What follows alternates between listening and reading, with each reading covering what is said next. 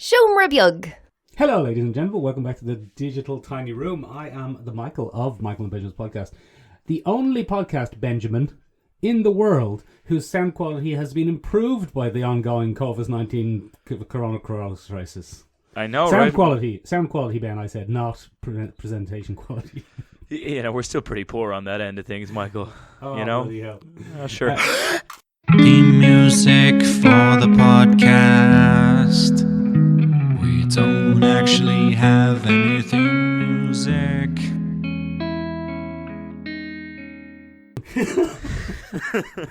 Don't be surprising me like that, Ben. If you keep surprising me like that, you'll bloody end up cancelled. Oh, Is Michael, a good segue that I've done.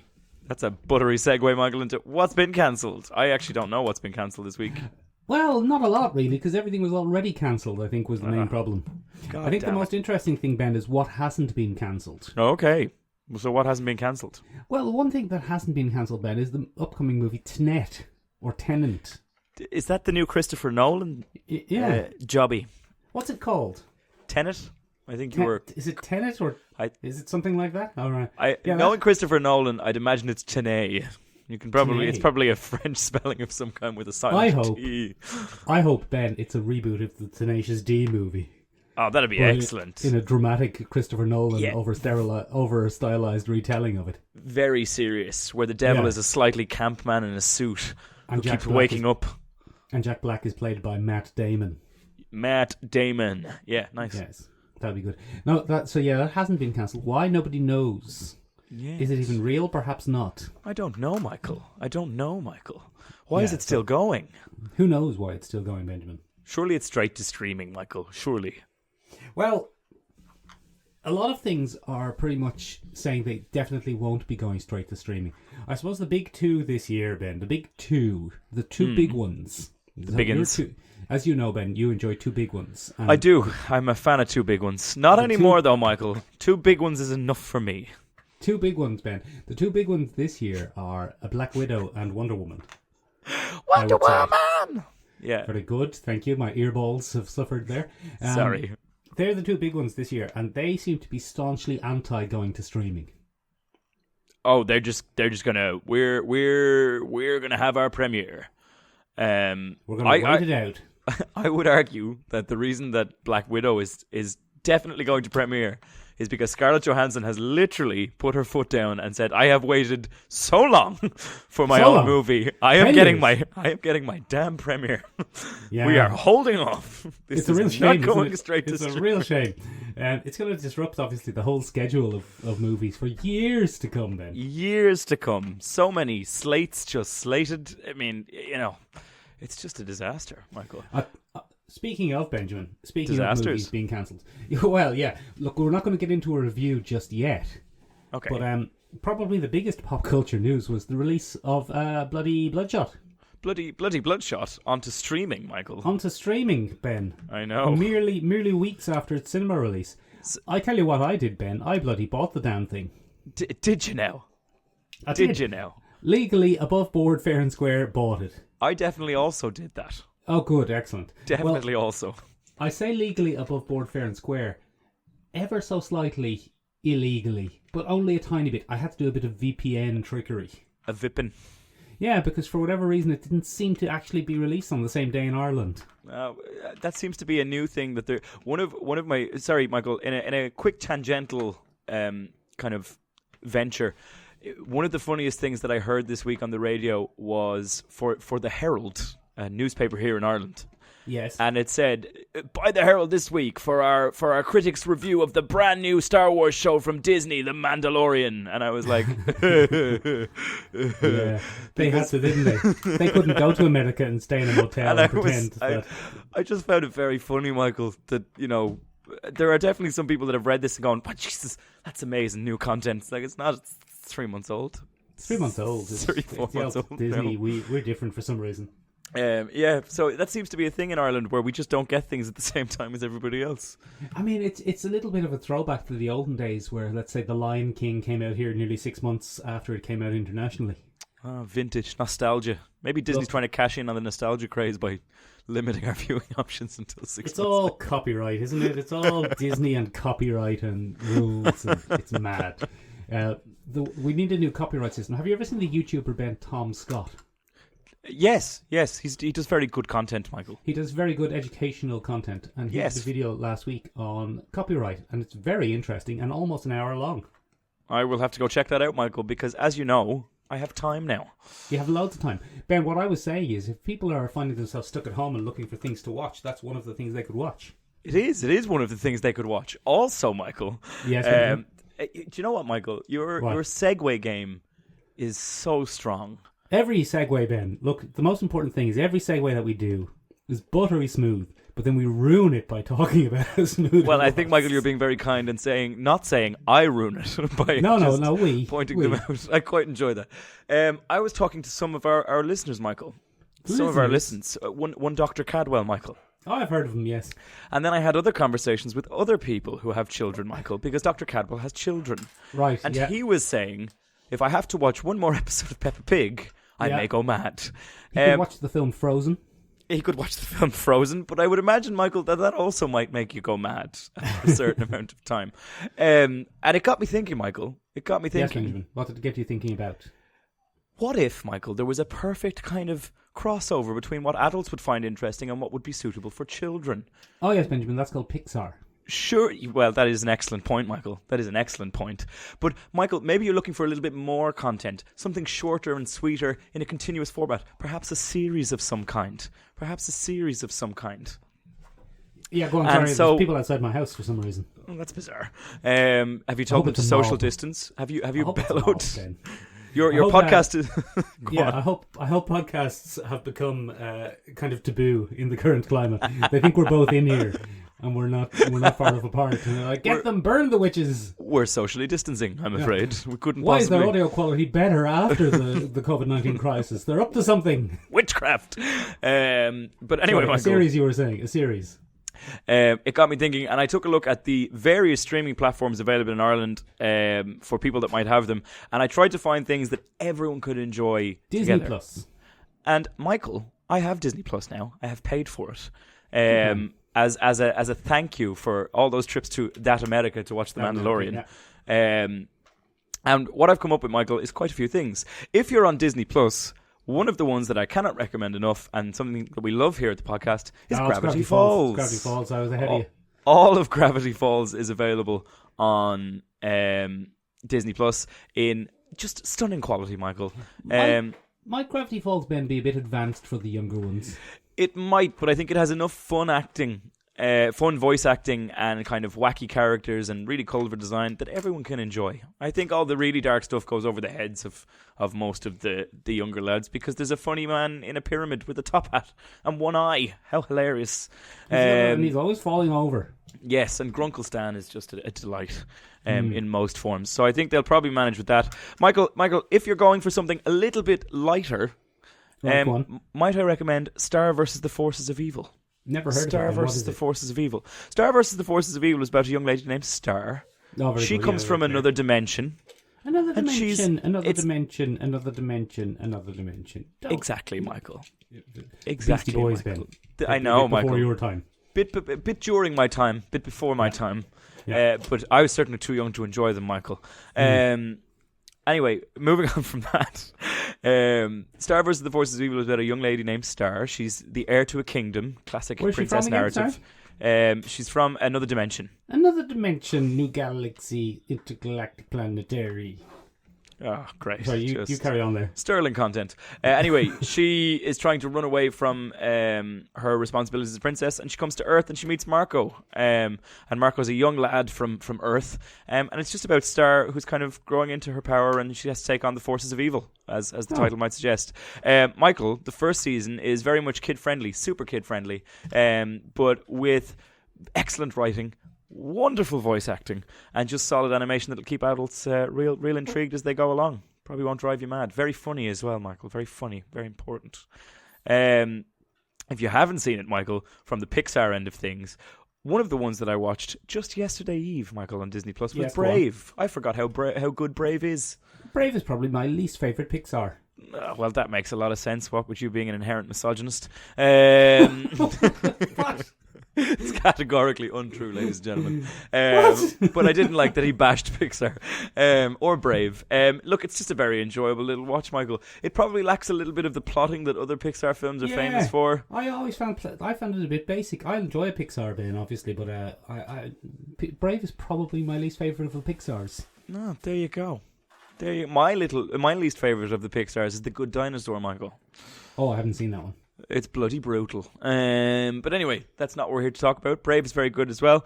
Moving on from there, if you're looking for something for your slightly older 8 to 9 year old, 10-year-old end of things, starting to get a bit angsty, starting to grow a mustache. The entire Clone Wars animated saga is there. And Rebels is there as well, so you can work your way through all 7 seasons of the Clone Wars if you really want to, which is very well written. If you really want to drive yourself mad.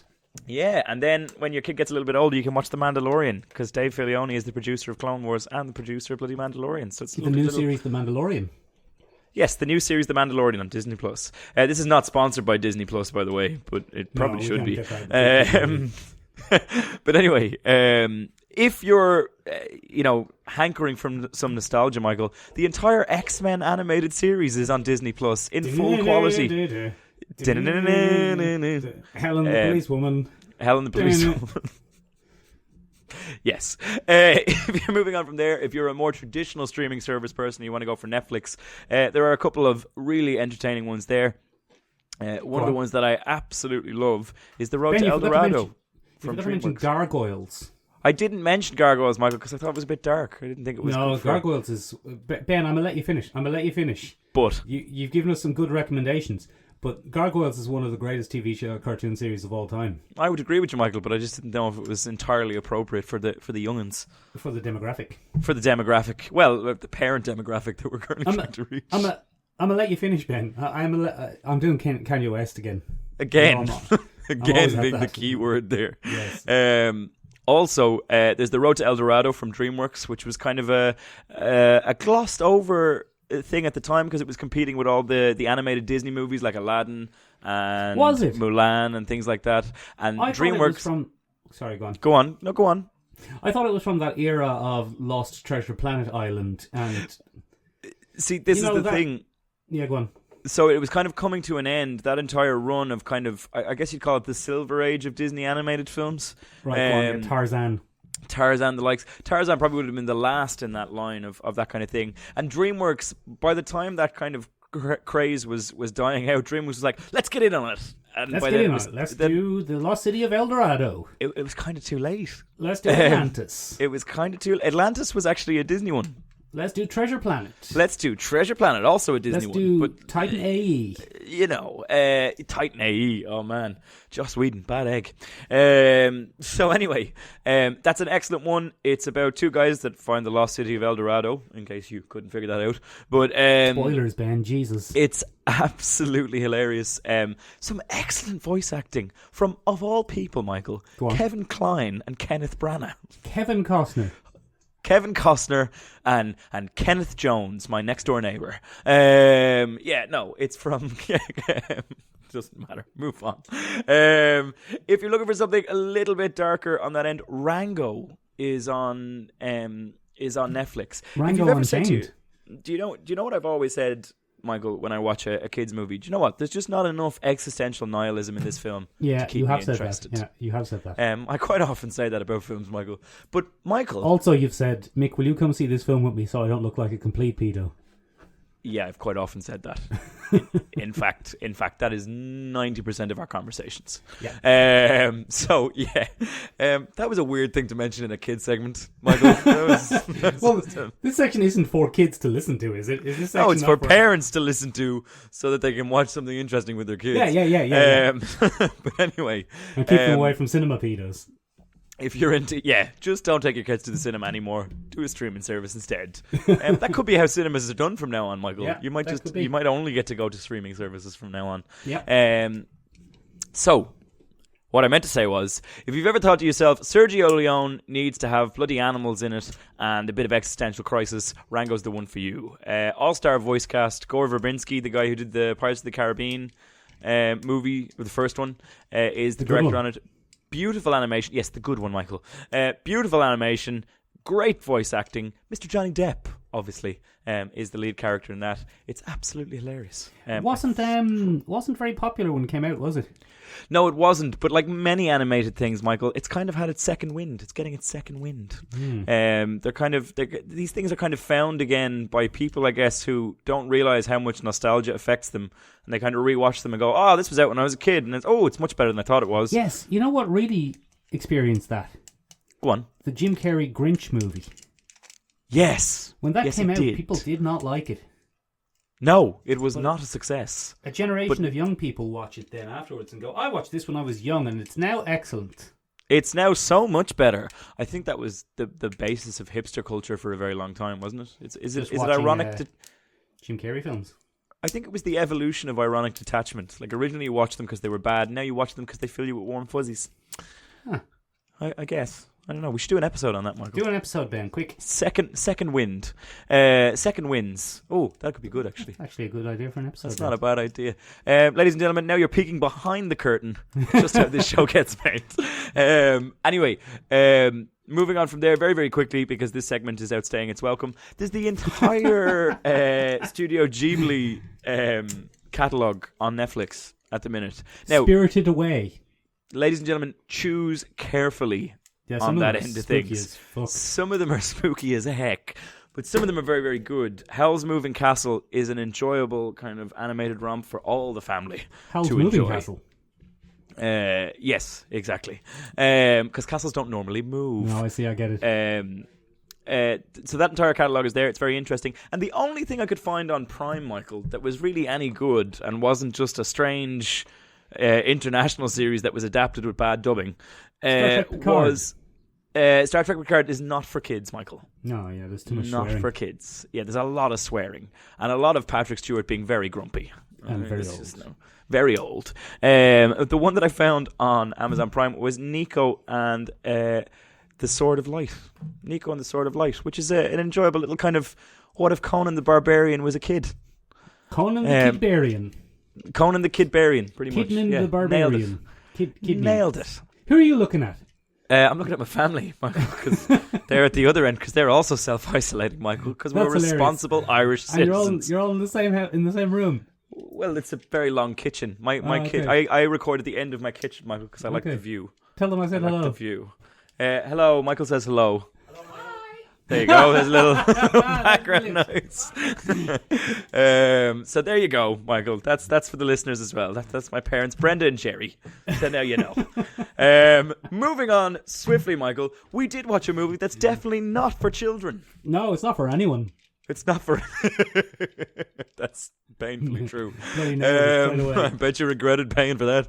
Bloodshot, Michael. Actually, hold on. Good point. I didn't regret paying for it, Ben, because I made the decision to pay for this damn thing for one reason and one reason alone. Go on. Well, two reasons. One, I'm a very good law-abiding citizen. You are. But secondly, Benjamin, the only way we're going to get people to release good movies on streaming instead of waiting for cinemas is if we pay for some of the bad ones. Is to show that it's a viable business model. Exactly. So if Bloodshot can kind of make its money back on this, then we might bloody get Wonder Woman after all. That'd be nice, wouldn't it? Yeah, now it's unlikely, Ben, and I don't think my meagre contribution of €16.99 is going to make a big difference in the grand scheme of it. That's an expensive movie ticket, Michael.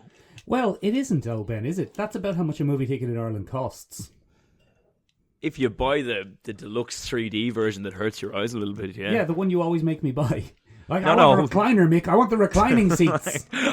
Yes, because for some reason I turn into a cranky Arizona State 98-year-old. I want a recliner. I want to watch my movie with a recliner. Put me in one of them recliners, Mick. God damn it, or else I'm not watching this movie. But yeah, look, Ben, what they're saying is the $16.99 is good price or bad price for an individual, Ben, but a good price for a family. Oh, great price for the family. You know what I mean? If you've got 5 or 6 people there, you're saving. Yeah, but you're not allowed to have 5 or 6 people in it, Michael. How many people are in your house, Ben? Don't you have 5 or 6 people in your house? They're family, Michael. That's different. Well, that's what I mean. Do you have 5 or 6 people in your home, Michael? No, I have 2. Because you shouldn't. Cats are people to certain people. Cats I are have people. 4. Okay. No, Benjamin, what I'm saying is, my voice is going a bit husky now. I can What move. Very What I'm sexy. saying is, Benjamin, that if you... Oh my, Michael. If you have Turn that off. off. Excuse me. I think Michael's sexy voice nearly killed him. I very briefly nearly had coronavirus there. Benjamin, what I'm saying is if you have a whole family sitting there watching, let's say they're watching a movie rather than just watching you doing a podcast, then which they are. $16.99 is a pretty good deal.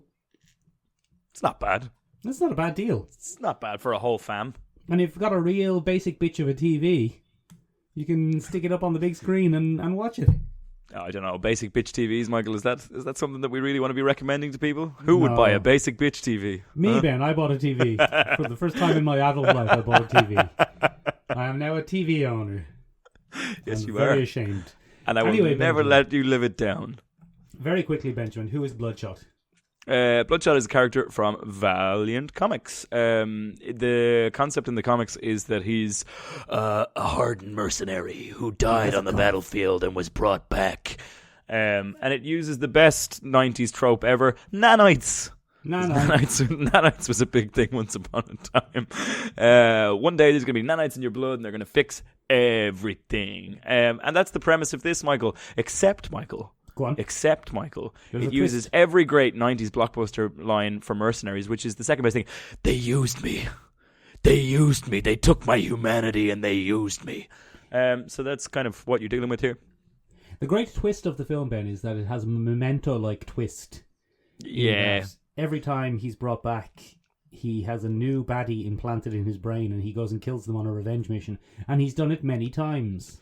Interesting fact, Michael. Interesting fact. When Guy Pearce signed on to this film, he thought it was Memento 2. And that's not a fact, Ben, you liar. And that's how he found himself in this terrible film. Benjamin, it is not very good, is it? Look, Michael, I'm going to be honest. I have a couple of notes here, Michael, and I'm just going to run some questions by you. I'm going to do it in the form of questions. All right, okay. Are we doing full spoilers? I'm going to answer all of your questions with a question. Okay, excellent. This is podcasting gold. Yes. Number one. Yes. Number one. Ben, are we doing full spoilers? No, we don't have to. We don't have to, because I guess if people want to stream this themselves afterwards, we probably shouldn't. Well, here's the bloody well thing, Ben. One of the problems with this bloody film is the trailer spoils itself. It does. It gives everything away. The film contains one twist, and the twist is that he is revived every time and the memory is implanted. Sent back into the field. Yeah, and that's it. Yeah. That's the twist. That's the twist of the film.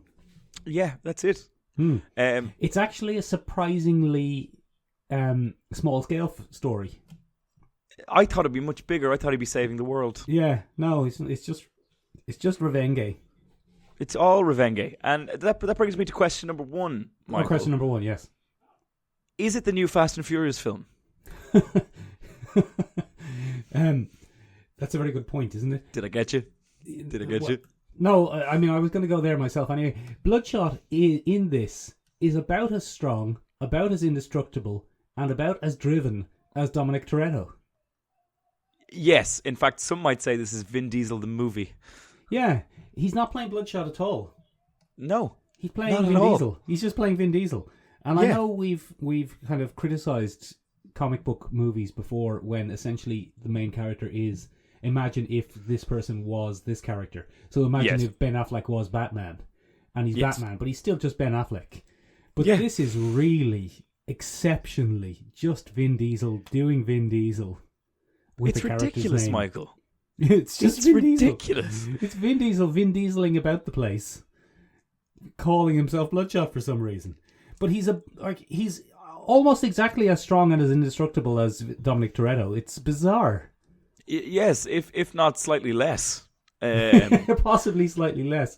Because injuries do seem to make him bleed, unlike Bloodshot can be slowed down, at the very least. Which leads me to my second question. Is Vin Diesel the most self-aware man ever? Now, spoiler, no. No, he isn't. I don't think he is. The question is, it seems like he's read articles about how ridiculous he is as a person, or watched YouTube videos, and just played into it. Michael, this movie's ridiculous. His superpower is that he's Vin Diesel. Is that he's driven by revenge. He's Vin Diesel, yeah. It's insane, and everybody makes fun of him for it in the movie. Yeah, he's like a real. And he still does it. He's like everyone's like I think Dalton actually may have filmed that scene in a different country and just slotted it into the final thing. The character who plays Dalton, one of the henchmen of the week in the film, it's basically Oscar Pistorius if he worked for a shadowy government agency. Yeah, it's basically Oscar Pistorius if he was a bit murdery. Oh no, wait, hold on. Oh wait, hold on a second. Oh God. Oh, God.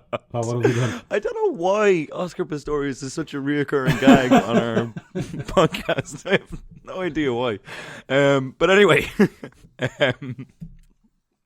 he sits in a room during one scene, and Vin Diesel has gone through the motions again, and he's been rebooted to take out another target, and he goes, and all the character of Dalton does is sit there and go, oh my God, this fucking guy. Yeah. He never stops. And as it turns out, oh my God. Like at the start you're thinking, this Dalton guy's a real dick. But then the more you go into the movie, the more you start sympathising with him. You know what? Some pretty strong points. I think he's kind of right. The real making some strong points. The only kind of performance with a bit of fun in it in the whole thing is Wiggles. Oh yeah, played by American actor. Yeah, I love when they get American actors to do a Cockney. It's great. It's so bizarre. He was played by... what's that guy's name? Lamorne? I think his name is Lamorne. Lamorne something. I had it up here earlier. He's Winston from New Girl. He's Winston from New Girls. He has a fetish for playing characters with a W in their name. Yeah, but he was the only bit of crack in the film, I felt. Yeah, the only bit of banter. He was the only one having Everything any fun. else was incredibly serious. It also seemed to be a bit of a resurgence for a lot of English actors. Like... Tallulah Riley was in it. She was in Westworld. Tallulah Riley is weird though. She is. She's been married and divorced to Elon Musk 3 or 4 times. Really? Yeah. I'd love to get inside her brain because she has a very interesting life story. Does she? Yes. We do an episode on it? She was in St. Trinian's, and then... What makes Tallulah tick? She was basically... she was in St. Trinian's, and then she went on to, instead of like developing as a main actress, she just plays people's wives and girlfriends in short roles. Yeah, one of my favourite things, Michael, is that she was a nurse in Thor: The Dark World. Yeah, it's weird. She just has these tiny roles. It's bizarre. Yeah. I think her real name... either her real name or I think her name was Tallulah Bell at one stage. I think that's her full name. Oh, man. Yeah, she's weird. She's a weird person. Well, she's probably a very nice person. But speaking of that, Michael... Go on. Speaking of people that do bit roles, Toby Kebbell is in this. Yes, he is. From Rock and Roller. Yeah. Like, bizarre. Just I bizarre. think you can only assume that Guy Pearce got him involved. Don't know why. He must have. Don't know. They've been in things together before, haven't they? And then you have Isa Gonzalez essentially playing Megan Fox. Yeah. Just what's that about? Just wear a lot of lip gloss. Wear a lot of lip gloss and just stare at the screen, part-lipped most of the thing. It's you know that Michelle Rodriguez was sitting at home going, "What the hell? Hell? Who's this Latina badass? I'm the Latina badass." Michelle Rodriguez isn't the right look that this director was going for. This was a Megan Fox character, basically. What was the look this director was going for? The Megan Fox look. The Megan Fox look. Yeah, that's exactly it. My last question about this particular film, Michael, is that was not London, was it? No, it definitely wasn't London. I was watching this going, that's Los Angeles. That was my favourite part. Why is Los Angeles pretending? Why are they pretending this is in London? This is nothing like London. So strange. It was bizarre, wasn't it? It was so strange. It's like, we're in London. The big wide streets, the bungalows in orange and blue. I was like, that's never been in London. The person who made this film has never been in London. Never. What are they talking about? What? They've never even seen a picture of London. I couldn't understand why everyone was British. Yeah, even things I couldn't understand it. Even things like the police uniforms and stuff were slightly wrong as well. And that was a real middle finger to the London PD, wasn't it? It was very strange. The part where some lad just reaches into their car and pulls out their gun. I was like, their gun. The Met won't be happy about that. Very strange. Yeah, because I think they pull out like a massive assault rifle, don't they? I don't remember He just puts his hand in the front window and pulls out an assault rifle. I was like, they don't carry that casually in the car. I don't remember that part, to be honest with you. I did I liked some of the concepts, though. I liked the concept of the guy whose only real superpower was being linked to cameras. Yeah, Mr. Tibbs. Yeah, Mr. Tibbs. And Tibbs seemed like he might have had a bit more morality to him, but he wasn't really developed. That's the other really interesting thing. Like, some of these characters have, like, motivations and stuff like that, but they don't go anywhere. Yeah, no, it's in what they do. Like, it's very clear that Dalton hates Bloodshot. Yeah, but why wouldn't you? There's no explanation as to why. No, he's a real dickhead. I think that actor was supposed to be like a handler, and he was just like, I fucking hate Vin Diesel. He just I can't take this anymore. I'm just gonna. I've got some rewrites. That's not actually acting. That man built an exoskeleton to take out Vin Diesel, and he just got to film the end of it. Such a bizarre film. Yeah, so Bloodshot in name only, I think, is the biggest kind of criticism you could have about it. And Ben, no great Bloodshot fans are we anyway. No, you can hear about that on our other podcast, Collecting Issues, where we did an entire one on the reboot. Yeah, but although no great Bloodshot fans are we, I think it is, like, I can see the frustration were I a Bloodshot fan of this being Bloodshot in name only. Oh yeah, no, this is not the comic they were promised. No, it really isn't. He looks nothing like Bloodshot. No. For those that don't know, Bloodshot has a very distinct visual appearance. I wouldn't say it's a good visual appearance, but it is distinct. He's white. He's a crew cut. He's a red spot in his chest. Not white as in Caucasian, as in he's chalk white. Yeah, he's the colour white. Like vaguely referenced when he's fighting in The Flower. Yeah. It's bizarre. It's a bizarre film. Let's bloody move on. And then they do. That's enough. We've given it enough. Yeah. time. Anyway, I wouldn't recommend spending $16.99 on this film. I would, because I want Wonder Woman 1984 and Black Widow to come out on streaming, and I think the only way to get it is to pay for the crap sometimes. Well, that's fair. That's fair. Speaking, Michael, yes, of bad storytelling, we move on to a parody of bad storytelling in itself. Oh, I see what you've done, you mad egg. See what I did? Yeah, a buttery smooth segue just for you. Right, Benjamin, let's bloody talk about what we're talking about. Benjamin, why don't you tell us who even is One Punch Man? Oh, you son of a gun. Okay, so One Punch Man. Yeah, One Punch Man. The hero Saitama. My dog is joining the podcast. Oh, very good. Hello, Bowie. Having a chew of my hand. I'll just show her to you here on the camera. It's podcasting gold while I explain Saitama. Saitama is an average Joe. Yeah, I think in every sense of the word. And One Punch Man is a manga. It started as a manga in Japan. No, it didn't. No, it didn't. No, it started as a webcomic. Yes, it did. It started as a webcomic that then never really became a full manga. No, it didn't. But wait, what? Oh, god damn it! Why don't you explain what this is? Because I clearly don't have enough. All right, I think I'll take over this one then. One Punch Man, Ben, started as a webcomic, a parody webcomic about overpowered superheroes. Oh, very good. And it very quickly gained a very big, large ton of popularity and was adapted into a manga, which is what is what Ben the Japanese call a comic. It's largely the same as the comic that we're familiar with, but you read it the opposite way. Oh, what? Such madness. And it's written largely in Japanese. Oh. Although they're often translated, Ben. Oh. Yes. Then, Ben, that manga was so popular that it then got a bloody animated series. Or as the Japanese say, Ben, an anime. Oh, look. And look at you with the lingo. Oh, I'm down with the lingo, Ben. This, Ben, is the first anime I think we've really talked about on the podcast. Oh, we've taken a look at the concept before, Michael, and kind of touched upon them here and there. But this will be one that we actually really kind of delve into a little bit. So, Ben, it's one of those... Because it's quite interesting. It's one of those classics where Season 1 came out in 2015, 2016, and then there was a big, huge gap. Much to the chagrin of many, many fans. Yes. So, Benjamin, we decided, since we're both going wild from isolation, that we'd have a bloody look at One Punch Man.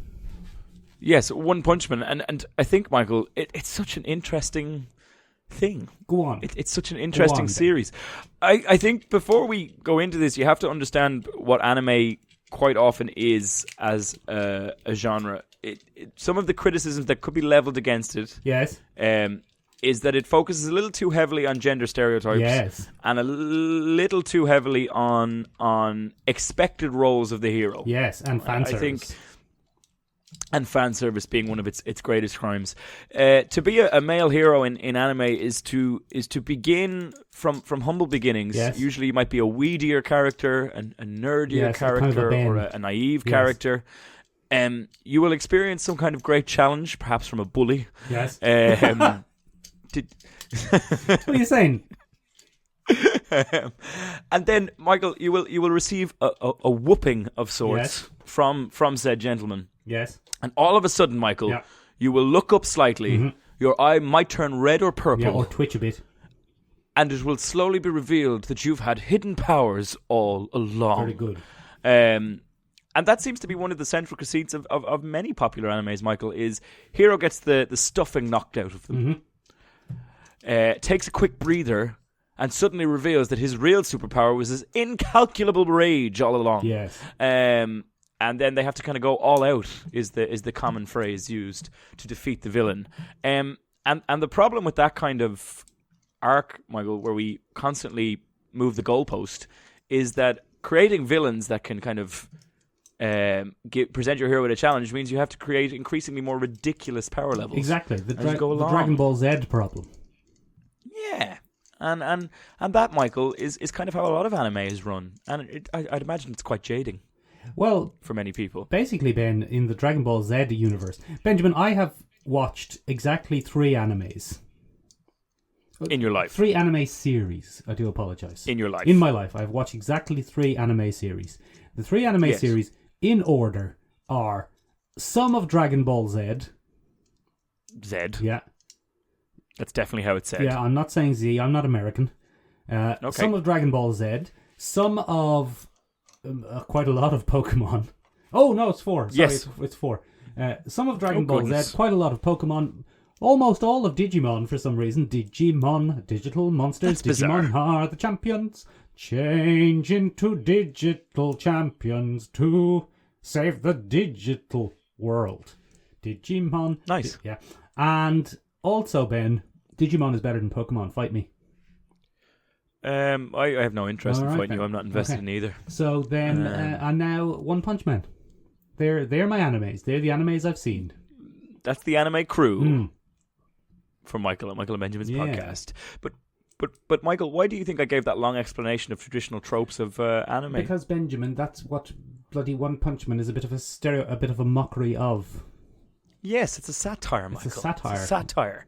It's designed specifically to mimic a traditional form and then use that mimicry to underline the inherent flaws within it. Because Benjamin, in this, every time Saitama, the One Punch Man himself, every time he comes up against a touted baddie, we see the baddie through either through a progression of fights with lower level heroes, or just through a sequence where the baddie explains that he's going to power up. Powering up seems to be a huge thing in anime. Oh, it's so important. Final forms and what? Final forms, ultimate forms, my rage mode, and then they do that and they power up and they become this big, huge, spectacular, even more powerful monster. And then he just punches them and they explode. Yeah, and it's a really interesting kind of concept because I think one of the really important things about One Punch Man is he's not actually that focused on within the anime. It's his supporting cast that are used to kind of poke fun at anime quite a bit. Melodrama seems to be a bog standard aspect of anime in general, and kind of huge arcs and big self-sacrifice and increasing power levels, and you know, it just that seems to be the bread and butter of the whole thing,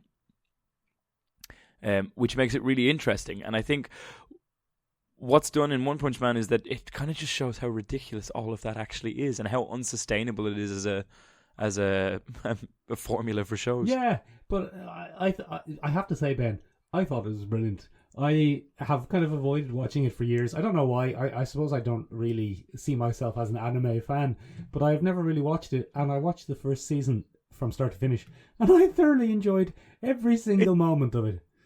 It's very good, Michael. It's so it's good. very you. I really, really thoroughly enjoyed it, I have to say. I love Saitama's attitude. I love his whole being of, okay, I guess I'll sort this out then, I suppose. He's just... Yeah. He's fantastic. He's my new favourite character. It's very Michael, ladies and gentlemen. For those of you who don't know, Michael is rather a lethal individual. Oh, thank you, Benjamin. A lethal protector, if you will. Well, look, I mean, I've never one-punched a monster.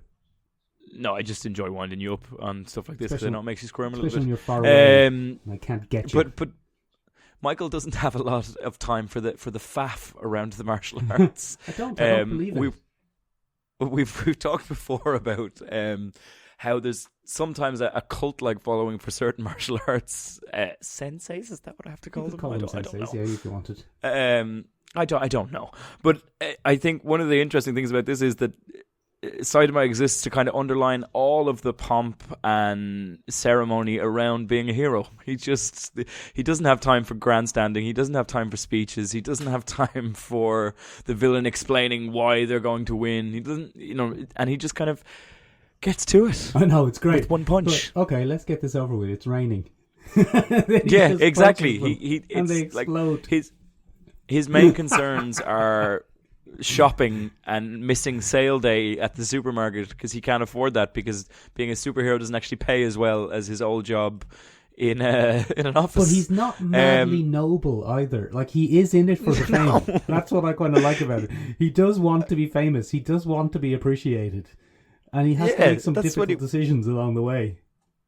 Yeah, and it's really challenging for him. One of my favorite episodes, I think, is the one with the Moomin Rider, the cyclist superhero who goes up against King, or I don't know what he's Deep called. Sea King? The Deep Sea King, Yeah. That's it. The Deep Sea King. And I think the Moomin Rider is supposed to be exactly who every anime character is at the beginning of their arc, where they have the big speech was like, I won't back down. Yeah. I won't give up. He gets an because I will give it I everything. And then there's a little kid and he's like, I believe in you, Moomin Rider. And then Moomin Rider gets the shit kicked out of him. It's absolutely hilarious. Gets the shit kicked out of him. Oh, it's so funny. And the best part is Saitama steps in and he's like, hey, good fight, buddy. Yeah, you did it. Good job. I got it. I'll punch him. And then he just takes care of him in seconds. And I think it's such a slap in the face of what we've come to expect from the formula of anime. It's just such a slap in the face of the whole thing. There are a couple of what we would in the modern world describe as problematic things. One of the biggest problematic things is Japan's kind of Japan isn't a fair thing to say, but at least the writers of this anime, and maybe they're mocking the trope, but I mean I've been seeing this trope since the bloody 80s, Ben. Effeminate men are villains. Yes. And it's big gay rapists, not just villains, big gay rapists. Yeah, there's a parody Sailor Moon character in there who's a man. And is he a parody Sailor Moon character? I've seen that kind of character throughout Japanese, mostly video games, to be honest. They're everywhere. The big lips, the prancing around, the love of boys, the love of beautiful boys, the implied rape. Yeah, I mean, that is problematic. It is, and even like the fight between the Sea King, who was this big-lipped, kind of homosexual, naked drag muscle man, queen king kind of thing, versus Puri Prisoner, who was also big homosexual rapist, played for laughs. It's a very weird cultural thing. And you can see that type of character coming a mile off in Japanese stuff. As soon as someone has big lips, you're like, oh, here we go. Yeah, it's a bit messy. I didn't consider it from that angle, but you're absolutely correct. Yeah, that episode made me squirm a little bit. It was like, oh, this is a bit 80s. And maybe it is a parody, Ben. Like, who am I to judge comedy on my misunderstanding of it? Maybe it's intended as a parody, and maybe I picked it up wrong, or maybe the bloody dub picked it up wrong. Yeah, I mean dubs are tricky. In general. Although I like the voice acting in this in general. I really, really enjoy Saitama and Genos. I love Genos. Yeah, they're quite funny. Poor Genos. Yeah, Genos. I think Genos. It's brilliant. The whole thing is brilliant. The mosquito episode is just fantastic. Yeah, she's very sexy. But again, it's a. I think one of the things we have to pay attention to there is she's very much a parody of that. There's such a push in anime culture to make ridiculously sexy female characters. And sometimes that's out of things that really shouldn't be made sexy. What you're looking at on screen is a sexy mosquito. That's just Delicioso. okay. That's just not normal. And I think that's what they're trying to highlight there, is there's no reason for that character to be super sexy. And she just gets more and more exploitative as her final forms develop. I know, it's excellent, isn't it? Nom, delicious. Benjamin, what did you think of the pilot? I thought the first episode was very, very different from the rest of the series. Remind me of the pilot. The pilot is 3 vignettes of him fighting 3 different monsters. There's no supporting cast whatsoever. There's no it's hero just him association. trying to find meaning. But the whole city is really smashed to bits. Oh, I'm sorry, you've dropped out there, Michael. Hello, I'm still here. I'll just keep talking. No, just hold on, just keep going. You there? Yep, you still just there? keep going. You still there? Yeah, I'm still there. Oh, can you hear me? I'm still there. Yes, I can hear you now. Okay. I didn't cut anything out, so we can just keep going. Right, so I'll just start that again. The pilot episode is 3 vignettes of the city being almost completely destroyed. Remember the giant, the absolute giant guy. There's really a lot of gross body horror in it. Classic. No real character development per se, just huge gross monsters and then this guy who comes along and beats them easily. There's no Genos. Genos is in episode 2. There's no hero association. There's no hint that it may contain a larger plot. Yeah, no, nothing like that. It's quite different from the rest of the series, the pilot. It very much reminded me, Ben, of the work of Bill Plimpton. Are you familiar with Bill Plimpton? Bill Clinton? No, not Bill Clinton. He'd like a sexy mosquito lady. He would. He'd probably make her do terrible things. He'd like any sort of sexy lady, though, to be fair to him. Yeah, in fairness to him. What was I saying? Or alleged war criminals. Bill Plimpton. Bill Plimpton, yeah. Bill Plimpton was an American animator. I think he's American, actually. I didn't check that. But he made some animated movies and shorts in the 80s and 90s. He's still active. But the one that really reminded me of, Ben, was a feature film called I Married a Strange Person. Huh. I just caught that movie. I think it was in the bloody late 90s, probably. On Ben Channel 4. Because it was classic. the late 90s on television. And it had that kind of weird... As I said, I haven't watched that much anime, but Bill Plimpton did a lot of characters really visually changing depending on what situation they're in. Oh. Like, so, someone is pretty simplistically rendered, and then something major happens and there's a close-up of their angry face done in excruciating detail. Oh, okay. That kind of thing. Okay. And, sometimes when things... A Ren and Stimpy visual somewhat style. Ren and Stimpy-esque. And, when things are getting hectic, the line work starts getting very loose and it starts to look like a sketch. Yeah. And the colour... Bill Plimpton did a lot of that kind of thing. And to be honest, Ben, I've only watched a couple of clips of I Married a Strange Person, but One Punch Man really reminded me of it, especially those early episodes before it became more plot-driven and more kind of standard anime. One of the creator of the entire thing, the webcomic creator, is conveniently called One. That's his name. Oh, very good. And he has frequently cited that he takes a huge amount of pop culture inspiration for just about everything that he does. He has gone so far as to say that there's very little original going around in his head, which I think is a very honest statement, Michael. But yeah, so I don't see why it wouldn't necessarily be something that was probably borrowed from Bill Plimpton. I'm gonna have to. You have a look at him. I'd say you'll probably enjoy it, Ben. It's weird stuff. I Married a Strange Person. A Ben kind of thing. Yeah, you have a look at that.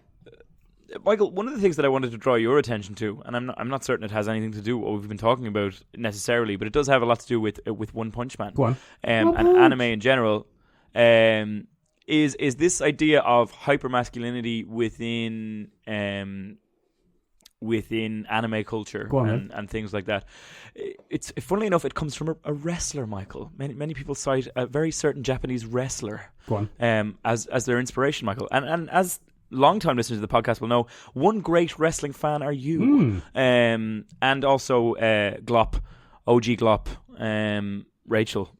She is also a great wrestling fan. And I found out about Ricky Doza, Go on. who you may know all about, but I certainly didn't. No, I found fascinating. Ricky Doza rose to fame in Japan post World War II. Ricky Doza Rosa to fame. Doza Rosa to fame. In after World War II, and he rose to fame specifically in matches where he would go up against American wrestlers, Right. and win. Good. Now, the American wrestlers were heels Yes. in wrestling wrestling parlance, yes. lingo, which meant that they were kind of exaggerated stereotypes of what an American would be, and they were villains based on Americanisms. Yes. But apparently, Ricky Doza played a huge role in kind of rebuilding Japanese morale post World War II. Good When lad. they had gone through the tragedy of Hiroshima and Nagasaki. So Ricky Doza kind of rose to fame Ricky as Doza this... Rosa to fame. Rose to fame as this kind of guy, and he would often lose the first two bouts with these American heels. Yes. And his famous kind of pause was where he looked to be utterly defeated, and he kind of unleashed his fury to defeat the Americans. Ah. So that scene that you see in every anime, where the character pauses and goes, "Oh, I haven't even begun to try," My and power then they kind of level. unleash their fury, is directly inspired by 50s wrestler Ricky Doza. Is that in true, Japan. Ben? I think that's very interesting if true. Isn't it? Isn't it fascinating? That's one of the most interesting things you ever told us on the podcast. I know. And I found out all about this because one mentioned him in an interview when he was talking about kind of inspirations for One Punch Man. And it turns out that a lot of different characters kind of have a Ricky Doza parallel in them from anime. Huh. But that hyper-masculine, buff, kind of chunky muscle character that you see in most animes is probably a direct reference to Ricky Doza in a lot of cases. Hidden strength characters. Of course, Ben. One Punch Man. yeah. One Punch Man. Oh, you've gone on me again, Michael. Oh, wobbly internet Hello? connection all over the place. Keep spinning my wheels. I'll keep I going. shan't cancel anything. Oh, I'll you've wait. paused now. You absolute son of a bitch. Don't stop the Possibly my recording, internet Ben. or your internet. Let's wait until we I'll come just back. keep- Don't stop the recording. Wait until I we come haven't back. stopped the recording. Oh, I okay, haven't we're stopped back. the recording. All right, we're I back. haven't. All right, I we're haven't. back. All right, Don't we're worry. back. Don't worry. All right, we're back. You were just about to finish your point on Ricky Doza. I wasn't. I was going to say, of course, Ben. One Punch Man famously got his superpowers in a very unique way. Yes, he did, Michael. Go on, you tell us. Go on. Oh, for God's sake, Michael. Well, Michael, one of the big mysteries is just where this phenomenal power level comes from. In fact, the reason that Genos seeks him out is because he wants to learn from a master. And Saitama keeps kind of saying, "Oh, I don't know if you're ready for this training," in the first few episodes. And when he finally reveals what has given him his incredible Herculean strength, it's 100 push-ups, 100 sit-ups, 100 squats, and a 10-kilometer run every single day. Very good, Ben. He also doesn't use the air conditioning in the summer or the heater in the winter for mental fortitude. Yes. For mental fortitude. So, Michael, Yes, Benjamin. that got Mel Gavin around the Shelmerbilg water cooler, and we've come up with a little something. Yes, we're going to bloody do that, Ben. That's basically what we're going to do because we're bored. And Benjamin, I usually do physical activity 4 to 6 times a week. I usually don't. Oh, very good. And the whole thing has been cut off now, so we can't do physical activity. So instead, we're going to try and become One Punch Men. Yes, we're going to aim for two punch men. No, two One Punch Men. Oh, okay. Yeah. 2x1s. Yeah, two One Punch Men. Okay, fair enough. Which means, Michael, that we'll be launching a little. I suppose you'd call it a vlog, a mini Little vlog. vlog, Oh God, yes. are we vloggers now? Yes, we're vloggers now. Where you get to watch Michael strain a touch, and you get to watch me die daily. Hey. As I attempt to engage in physical exercise, which is not something I often do. We will be following the wise and sage wisdom of Saitama and doing 100 push-ups, 100 sit-ups, and I'm going to go for a moderate 45 squats because I need to walk places. But you, Michael, will probably do squats for days. Well, Ben, look, we might as well reveal the artifice behind this because things have changed. We've actually started already. Yes. Because I recorded some blog stuff on Sunday, And that was before, Ben, that was before we weren't allowed to go more than 2 kilometres from our houses. So so now we have to run in a loop. Yeah, so now I have to run in a big old loop. So we've been doing it a week. Let's be honest with the listeners, Ben. We've already started, and the blogs are in the can, so they'll be coming out soon. In my defence, Michael, Yes. my self-esteem would not have allowed me to tackle this challenge with no prep at all. Yes. So we needed a little bit of prep time. But yeah, so we'll be launching that. We'd love it if you follow along with us. You can find most of these on the Instagram, but some of them will be on the YouTube as well. Some of the longer form content will be on YouTube as well. And Ben, we have a little bit of advice from someone who's more expert than we. Yes, we have a little bit of help. Good friend of the podcast, Shane, will be joining us in bashing our form and making sure that we kind of adhere to a much healthier way of doing this. He is actually incredibly helpful, so I don't want to be too mean to Shane here. But he'll also be giving us a written breakdown of the different things we should be watching out for. So if you're like me, yes, and exercise where can wouldn't we find really that be your written forte. breakdown, Ben? Sorry, you can find that on the Sean Rebeag website, Michael. SEOMORABEAG.com. It sounds really Irish. It does indeed. Which brings us to our final roundup for today, I suppose, Michael, since I've already done one round of spelling. Ladies and gentlemen, what did you think of the episode? Are you a One Punch Man fan? Yes, I am. Do you... No, you are. Okay, yeah. It's for the listeners, Michael. Oh, the listeners. Do you, like I, struggle to do even a bare one push-up, let alone Benjamin, one punch? That is entirely not true. I've seen you do 50 push-ups without any prep. You're quite good at push-ups, Ben, so I won't be having this lie. It was for the listeners, Michael. Yeah, no, we won't be having any lies. You're quite good at push-ups. Very small legs. You've got tiny little skinny legs, so I believe you that you can't do a squat. But I know for a fact that you can do push-ups. I've seen you do them. He has. So, ladies and gentlemen, if you'd like to follow along, I didn't believe that you could, Ben. It came about by me calling you a wimp and saying you probably can't even do a push-up. I would rarely, first of all, try and prove any kind of physical thing to Michael because it will end up in a whooping. But in this particular case, I actually could do the thing he's quite good at that I said I could do. Benjamin Colopy, ladies and gentlemen, surprisingly good at push-ups. That's one interesting fact about Benjamin Colopy. You wouldn't think it to look at him, but surprisingly good at push-ups. Probably better than me at push-ups. It's pretty strange. I don't really understand how it has happened. Oh, lads, that's it for this week. I'm not doing a roundup. I'm just going to leave it on that note. That is the high note of my week. I'll talk to you again, ladies and gentlemen. You can find us in a bunch of different places. If you listen to us on Spotify, follow. If you listen to us on YouTube, subscribe, like, and, maybe consider going to an audio-based platform for podcasts. I don't know. It's a podcast. Hi, Nisha. And then... Hi, Nisha. Moving on from there, guys. If you're listening to us on Apple Podcasts, do give us a review. It's very useful and helpful to us. For the algorithms. And ladies and gentlemen, finally, if you're listening to us on Google Podcasts, it's good for you. Yeah. Give us an follow, subscribe to it. Just say, okay, Google, play the latest episode of Michael and Benjamin's podcast on your smart speaker. On your smart speaker. And as always, ladies and gentlemen, if you're enjoying the content, do try and share it with friends, because that's the best way for us to grow as a podcast. That's the best way. Do look after yourselves in the meantime. Stay safe, stay inside, and only go for brief exercise within a 2-kilometre radius of your home. If you're Irish. That's it from... If you're Irish. If I don't know what you do in another country. If you live in the bloody mountains, in the Appalachian Mountains, then you're probably fine. You'd be grand. Yeah, don't worry about us. You'd be grand. How do you get reception? How do you hear us? Yeah. What are you doing? Interesting. Do you come down to the city, download the episodes, and then go back up? And then head back up to the hills, because if you're doing that during quarantine, you probably shouldn't. Right. Rambliest episode ever in the can. Bye. Bye. Bye.